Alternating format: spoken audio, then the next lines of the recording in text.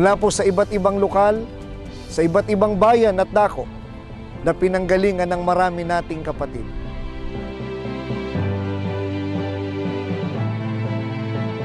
Kami po ang buhay na saksi kung papaano sila masayang-masaya na nakipagkaisa sa pagbati ng aming distrito.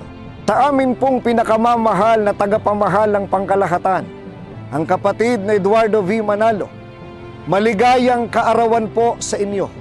Maligayang kaarawan po! Maraming salamat po! Mahal na mahal!